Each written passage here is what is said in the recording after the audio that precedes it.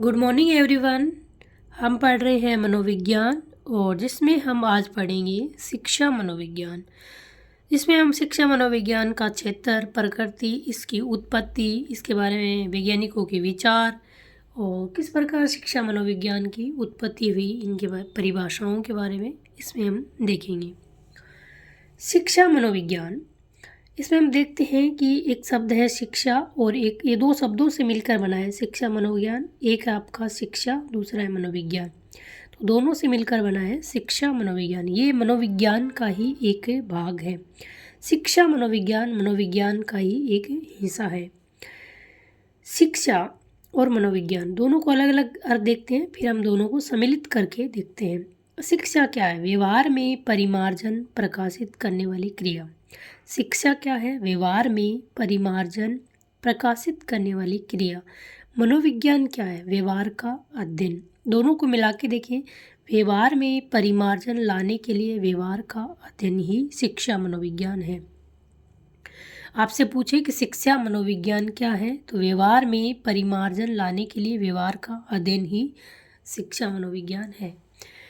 फिर हम देखते हैं, अमेरिकी विद्वान है स्टैनली होल, वो क्या कहते हैं।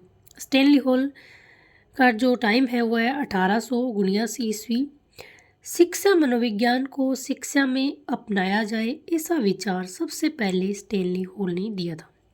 आपसे पूछे कि शिक्षा मनोविज्ञान को शिक्षा में अपनाया जाए, ऐसा विचार सबसे पहले किसने दिया, तो स्टैनली होल ने दिया। स्टैनली होल ने कहा कि भाई शिक्षा मनोविज्ञान का जो उपयोग है वो शिक्षा में किया जाए, एजुकेशन साइकोलॉजी का उपयोग एजुकेशन में किया जाए। स्टैनली होल द्वारा किया गया प्रयास औपचारिक प्रयास था। तो आपसे पूछा जा सकता है कि स्टैनली होल ने जो प्रयास किया वो औपचारिक था कि अनौपचारिक था, तो ये आपका औपचारिक प्रयास था। आगे हम देखते हैं शिक्षा मनोविज्ञान के जनक थॉर्नडाइक के बारे में। वो शिक्षा मनोविज्ञान के बारे में क्या कहते हैं। थॉर्नडाइक ने 1890 ईस्वी से 1900 ईस्वी तक शिक्षा में जो उन्होंने कार्य किया वो हम देखते हैं। मनोविज्ञान को शिक्षा में स्थापित करने का सफल प्रयास किया। इसी के लिए थॉर्नडाइक को शिक्षा मनोविज्ञान का जनक कहा जाता है। वेरी मोस्ट पूछा जाता है कि शिक्षा मनोविज्ञान का जनक किसे कहा जाता है, तो आपके थॉर्नडाइक को कहा जाता है। क्यों कहा जाता है? कि मनोविज्ञान को शिक्षा में स्थापित करने का सफल प्रयास किया, इसी के लिए थॉर्नडाइक को शिक्षा मनोविज्ञान का जनक कहा जाता है। स्टैनली होल ने क्या किया? शिक्षा मनोविज्ञान को शिक्षा में अपनाया जाए, इन्होंने जो थॉर्नडाइक ने था वो स्थापित करने का जो असली काम था वो थॉर्नडाइक ने किया, और स्टैनली होल ने सिर्फ एक विचार दिया था, एक बात रखी थी कि शिक्षा मनोविज्ञान को शिक्षा में अपनाया जाए, ऐसा विचार सबसे पहले स्टैनली होल ने दिया, परंतु उसका उपयोग सबसे पहले थॉर्नडाइक ने किया था। शिक्षा मनोविज्ञान के जनक इसलिए थॉर्नडाइक को कहते हैं। पीछे हम जो जनक पढ़ के आए उसको एक बार रिवाइज करते हैं ताकि आपको किसी प्रकार का कन्फ्यूजन ना रहे। आधुनिक मनोविज्ञान के जनक विलियम जेम्स, प्राचीन मनोविज्ञान के जनक अरस्तु, कोलसेनी के अनुसार मनोविज्ञान के जनक आपके प्लेटो। चौथा जो यहाँ पर मैंने ऐड कर दिया है वो है शिक्षा मनोविज्ञान के जनक, जो कि थॉर्नडाइक है। एक कल मैं प्रिय विद्यार्थियों जो पेपर है पुराने उनका अध्ययन कर रही थी, तो एक पर्सन मुझे मिला, उस पर्सन को हम देखते हैं। एक बार पहले पर्सन देखेंगे, फिर यहाँ पर जो थ्योरी लिखी है उसको हम देखेंगे। पर्सन है कि पर्सन कल मैंने देखा तो मैंने सोचा क्यों ना इस पर्सन के बारे में बात करी जाए। किसने लिप्जिंग जर्मनी विश्वविद्यालय जर्मनी में पहली मनोविज्ञान की प्रयोगशाला स्थापित की। पर्सन है कि किसने लिप्जिंग जो कि जर्मनी में है विश्वविद्यालय जर्मनी में पहली मनोविज्ञान की प्रयोगशाला की स्थापित की। उसमें ऑप्शन था जेबी वॉटसन, फ्रांसिस गाल्टन, विलहेलम वुंट और जेम्स ड्रेवर, जिसका आंसर आपका विलहेलम वुंट है। तो इस पर्सन के बारे और किस प्रकार के प्रश्न बन सकते हैं कि मनोविज्ञान की प्रथम प्रयोगशाला थी और इसकी स्थापना आपकी जो की गई थी 1879 ईस्वी में की गई। ये लिप्जिंग शहर जर्मनी के विश्वविद्यालय में है और इसी का विश्वविद्यालय का नाम है कार्ल मार्क्स विश्वविद्यालय, और इसके जो स्थापना करने वाले हैं विलियम वुंट। जो चीज़ यहाँ पर लिखी हुई है वही सेम चीज़ मुझे मिली कि पर्सन में बन चुका है यहाँ से कि विलियम वुड ने 1879 ईस्वी में लिप्जिंग जर्मनी के कार्ल मार्क्स विश्वविद्यालय में प्रयोगशाला की स्थापना की, जो कि मनोविज्ञान की पहली प्रयोगशाला थी। आगे हम पढ़ते हैं थॉर्नडाइक। यहाँ तक हमने पढ़ लिया है कि शिक्षा मनोविज्ञान के जनक थॉर्नडाइक हैं।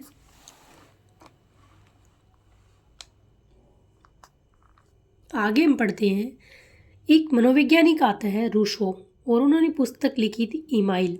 तो आपसे पूछे कि इमाइल नामक पुस्तक किसने लिखी, तो रूसो के द्वारा लिखी गई थी। थॉर्नडाइक इस इमाइल पुस्तक के जो विचार थे, जो रूसो ने इमाइल पुस्तक में विचार लिखे थे, उन विचारों से बहुत प्रभावित हुए थे। नोट: शिक्षा में मनोवैज्ञानिक दृष्टि को स्थापित करने वाले वैज्ञानिक कौन थे? रूसो थे। थॉर्नडाइक शिक्षा मनोविज्ञान के जनक थॉर्नडाइक है, जो कि 1900 ईस्वी में हुआ। शिक्षा मनोविज्ञान का थॉर्नडाइक कहते हैं, थॉर्नडाइक शिक्षा मनोविज्ञान के जनक हैं। वो कहते हैं शिक्षा मनोविज्ञान का जन्म 1900 ईस्वी में हुआ, ऐसा विचार देने वाले थॉर्नडाइक हैं। व्यवस्थित रूप से शिक्षा मनोविज्ञान 1920 ईस्वी में आया। क्या हुआ? थॉर्नडाइक तो ये कहते हैं, जो शिक्षा मनोविज्ञान के जनक हैं, वो कहते हैं शिक्षा मनोविज्ञान का जन्म 1900 ईस्वी में हुआ।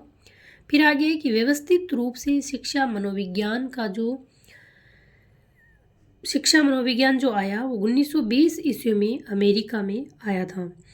थॉर्नडाइक के कार्यों की मदद करने वाले जो वैज्ञानिक हैं वो आपके Stanley Hall, John Dewey, Titchener, Terman, William James. आगे हम देखते हैं, शिक्षा मनोविज्ञान का उपयोग सबसे पहले अमेरिका में जॉन डीवी द्वारा प्रशिक्षण के रूप में 1900 ईस्वी में किया गया। ध्यान रखना है, व्यवस्थित रूप से तो जो शिक्षा मनोविज्ञान है वो 1920 में अमेरिका में आया, और जो कि जॉन डीवी हैं उन्होंने शिक्षा मनोविज्ञान का उपयोग अमेरिका में ही किया, परंतु सबसे पहले किस में किया? प्रशिक्षण में किया। शिक्षा मनोविज्ञान की भारत में शुरुआत 1920 ईस्वी में हुई, जो कि शिक्षण प्रशिक्षण के रूप में हुई। आगे हम देखते हैं शिक्षा मनोविज्ञान का क्षेत्र के बारे में। बालक का विकास, शिक्षा मनोविज्ञान के द्वारा बालक का विकास होता है, और ये शिक्षा मनोविज्ञान का जो कार्य है वो शिक्षण में किया जाता है। अधिगम में ये उपयोगी है, अभिप्रेरणा में उपयोगी है, बुद्धि में उपयोगी है, संप्रत्य निर्माण में शिक्षा मनोविज्ञान उपयोगी है, व्यक्ति का व्यक्तित्व निर्माण करने में शिक्षा मनोविज्ञान उपयोगी है, शिक्षण विधियों को समझने के लिए शिक्षा मनोविज्ञान उपयोगी है, शिक्षण में नवाचार करने के लिए, व्यक्तिगत विभिन्नताओं को समझने के लिए, विभिन्न शैक्षिक कार्य योजनाएं बनाने में भी शिक्षा मनोविज्ञान कार्य करता है। ये शिक्षा मनोविज्ञान के क्षेत्र है। आगे पढ़ेंगे हम शिक्षा मनोविज्ञान की कुछ परिभाषाओं के बारे में, जो मोस्ट है। स्किनर ने क्या कहा, कोलसेनिक ने क्या कहा, स्टीफन ने क्या कहा, और क्रो ने क्या कहा शिक्षा मनोविज्ञान के बारे में। शिक्षा मनोविज्ञान की वह शाखा है जो शिक्षण एवं अधिगम से संबंधित है। स्किनर कहते हैं शिक्षा मनोविज्ञान की वह शाखा है जो शिक्षण एवं अधिगम से संबंधित है। तो शिक्षा मनोविज्ञान आपकी मनोविज्ञान की ही एक शाखा है, ये कहने वाले हैं स्किनर। कोलसेनिक कहते हैं शिक्षा मनोविज्ञान के प्रयोगों एवं सिद्धांतों का शिक्षा में अनुप्रयोग है। कोलसेनिक कहते हैं शिक्षा मनोविज्ञान के जो प्रयोग होते हैं, सिद्धांत होते हैं, उनको ही शिक्षा में अनुप्रयोग करने के लिए जो शिक्षा मनोविज्ञान है वो कार्य करती है। स्टीफन कहते हैं शिक्षा मनोविज्ञान बालक के क्रमबद्ध शैक्षिक विकास का अध्ययन है। एक बालक का जो क्रमबद्ध शैक्षिक विकास है उनका अध्ययन करना है, आपको शिक्षा मनोविज्ञान के माध्यम से कर सकते हैं। क्रो कहते हैं बालक के जन्म से लेकर वृद्धावस्था तक के अनुभवों का वर्णन व व्याख्या ही शिक्षा मनोविज्ञान है। ये कुछ मनोवैज्ञानिक हैं जिन्होंने शिक्षा मनोविज्ञान के बारे में परिभाषाएं दी हैं। आगे बढ़ेंगे, शिक्षा मनोविज्ञान की उपादेयता क्या है। बालक को समझने में, बालक के विकास में, बालक एवं शिक्षक के संबंधों में, चरित्र एवं व्यक्तित्व निर्माण में, शिक्षण प्रक्रियाओं के विकास में, सामाजिक एवं नैतिक विकास में, बुद्धि, व्यक्तित्व एवं सृजनात्मकता के परीक्षण में, शिक्षण अधिगम विकास में। आपसे पूछा जाए कुछ ये चीज़ें देखिए कि शिक्षा मनोविज्ञान के उपादेयता निम्न में से कौन सी है या कौन सी नहीं है, तो ये पॉइंट आपको ध्यान रखने।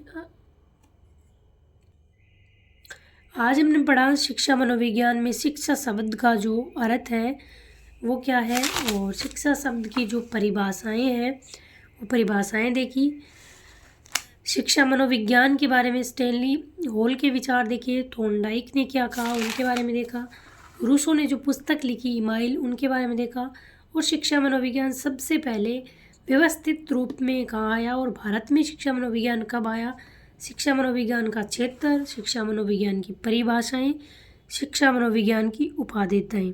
तो आज हम पढ़ेंगे यहीं तक। कल पढ़ेंगे हम बाल विकास वाला टॉपिक। पढ़ते रहिए, स्वस्थ रहिए, मस्त रहिए। जय हिंद, जय भारत।